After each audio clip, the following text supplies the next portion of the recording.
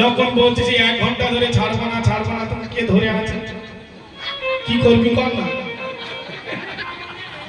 যারা বলে না ছাড়বো না দেখে নিব তারা কোনো কাজের নয়, দেখে নিবে, ওই দেখেই নিবে কাজ। ছাড়বো না কি ছাড়বো না, কি করবো করো।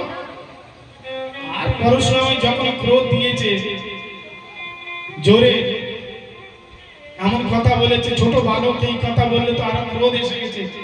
ক্রুদ্ধ হয়ে পরশুরাম ওই কুড়ালি নিয়ে রামকে মারার জন্য হাত উঠিয়েছে। ও পরশুরাম আর এ রাম, ও পরশুরাম আর একে রাম। পরশুরাম হচ্ছে কি আবেশ অবতার, আর রাম হচ্ছে অবতার, পূর্ণ অবতার, সাধারণ নয়। আর যখনই হাত উঠিয়েছে পরশুরামের যত শক্তি রাম তিনি হরণ করে নিয়েছে। এখন হাত যেখানে হাত সেখানে, না নিচে না পিছে। পরশুরাম দেখতে বাবা এই সময় হাতটা ঢুকে গেলি, হ্যাঁ এই সময় হাতটা ঢুকে গেলি, না উপরে না নিচে, কি হয়ে গেল আর যায় না। তখন পরশুরাম বুঝতে পেরেছেন বালক সাধারণ নয়।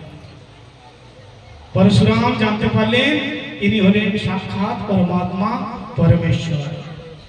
পরশুরাম প্রভু রামের চরণে সাষ্টাঙ্গ দণ্ডবত পড়ে গেলেন, প্রভু রাম তাকে ক্ষমা করে দিলেন। এখন কি হলো, জনকনন্দিনী তিনি বরমালা নিয়ে এলেন। জনকনন্দিনী তিনি বরমালা নিয়ে এসেছেন রামের গলায় পরাবার জন্য। কিন্তু প্রভু রাম তিনি বরমালা ধারণ করে আর মুকুট পরে, বিয়েতে মুকুট পরে না, অনেক লম্বা, আর মুকুট পরে আরো লম্বা হয়ে গিয়েছে। জনকনন্দিনী তিনি একটু খাঁটো, মালাটা পরাবে কিভাবে, মালাটা তিনি পরাবে কিভাবে তিনি। এখন কে বলে জনক মহারাজ রামকে, কে বলে কি তুমি একটু মাথা নত করো, তোমার গলার মালা পরাবে। মাথা নত করলে তবে তো মালা পরাবে। রাম তো একদম তিনি একদম বর হয়ে দাঁড়িয়ে আছে, সে আর মাথা নত করে না। গুরুদেবকে বলেন, গুরুদেব আপনি যান গিয়ে বলুন শিষ্যকে একটু মাথা নত করে। গুরুদেব বললেন, না ভাই, যে কাজ আমার করার দরকার ছিল ধনুষ বানাবার কাজ, সেটা করে দিয়েছি। এখন বিয়েতে কি মাথা নত করবে, কি করবে আমার জানি না। অনেকক্ষণ ধরে মালা নিয়ে তিনি দাঁড়িয়ে আছেন, এখন কি হবে। এমন সময় লক্ষণকে সচিবন বললেন, লক্ষণ এই কাজটা যদি তুমি করে দাও তাহলে এই মণ্ডপে যেমন সীতার বিয়ে হচ্ছে না, তো তোমারও বিয়ে হবে। লক্ষণ তখন বললেন, 1 ঘন্টা ধরে দাঁড়িয়ে আছি, আগে কেন বললি না?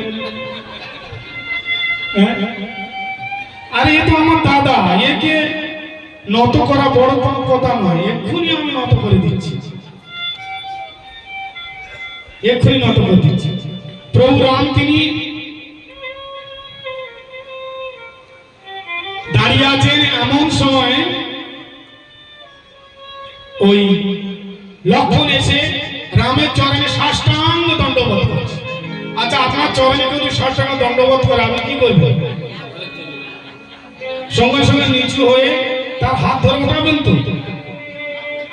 আবার রাম ভুলে গেছে বরমালা, বলছে লক্ষণ, আরে এই সময় দণ্ডবোধ করার সময়, হ্যাঁ তুই আর দণ্ডবোধ করার সময় পাই না, সারাদিন তো আসি না দণ্ডবোধ করছে, সারাদিন তো দণ্ডবোধ করতে আসি না, এই সময় যে দণ্ডবোধ করছে এই বিয়ের সময়। আর তুমি লক্ষণ ওঠো, কি হলো, তুমি দণ্ডবোধ করছো কেন? আর যখনই নিচু হয়ে হাত ধরে ওঠাবে, এমন সময় নিচু হয়েছে, এমন সময় জনকনন্দিনী সীতা তিনি কি করলেন, বরমালা গলার মধ্যে ধারণ করা হলেন।